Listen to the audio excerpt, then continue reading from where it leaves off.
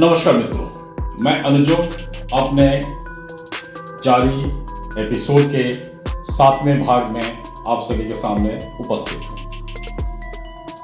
जैसा भाग 1 से भाग 6 तक मैंने एक विवरण देने की कोशिश की है और वो विवरण हमारे देश के अंदर में विद्यमान मुस्लिम आबादी और उनके स्वार्थी राजनीति इस्तेमाल के ऊपर केंद्रित है।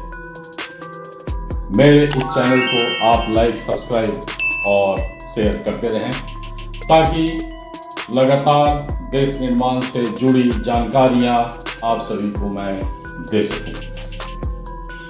मैं अपने 7वें एपिसोड के मुख्य मुद्दों पर आता हूं। जैसा भाग 1 से भाग 6 तक आपने कई महत्वपूर्ण विषय को और बिंदुओं को देखा और समझा होगा, और भाग 6 में मैंने एक बहुत महत्वपूर्ण बिंदु को वर्णित किया था और ये था कि मुस्लिम समुदाय का नुकसान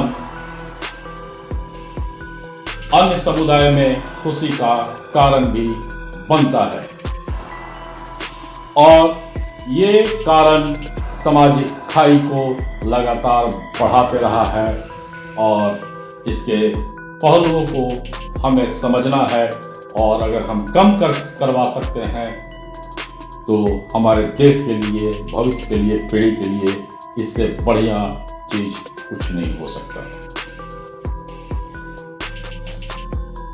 एक देश में एक के नुकसान पर किसी भी दूसरे का खुश होना देश निर्माण नहीं हो सकता, पर राजनीति ने ऐसे हालात पैदा किए कि ये हमारे रोजमर्रा में शामिल हो गया है।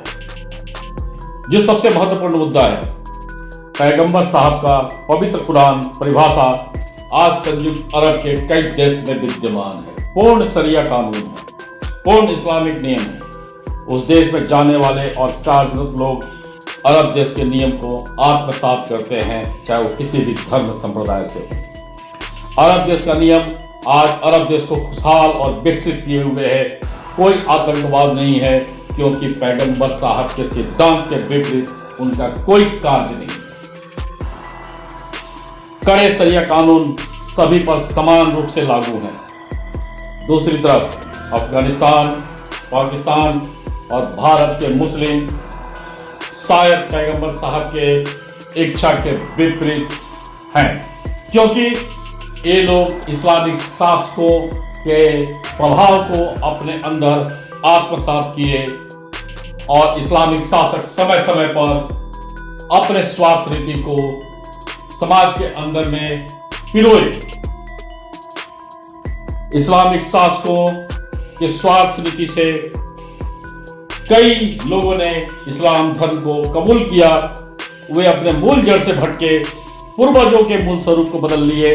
परिणाम स्वरूप संस्कृति को भी नुकसान हुआ और वे संस्कृति का नुकसान देखते रहे, लेकिन पैगंबर साहब को आदर्श भी मानते रहे, पर ऐसा शायद बिल्कुल नहीं था।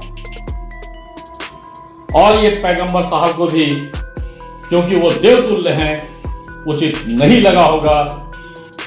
अफगानिस्तान और पाकिस्तान आज बदहाल हैं और भारत में मुस्लिम समुदाय राजनीति का बहुत बड़ा शिकार है। मेरा उद्देश्य इस राजनीति को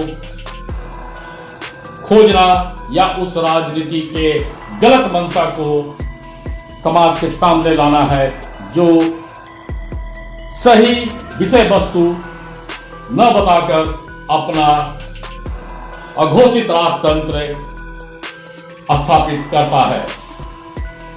इसमें कई लोग खुद से भी कारण बने हुए हैं, जानते सब हैं, लेकिन अपने अपने निजी स्वार्थ के लिए राजनीतिक हस्तियों के हाथों का खिलौना बने हुए हैं, और इसका नुकसान वो देश को नहीं दे रहे हैं, आने वाले पीढ़ियों को भी दे रहे हैं। मेरे भाग 7 में इतना ही।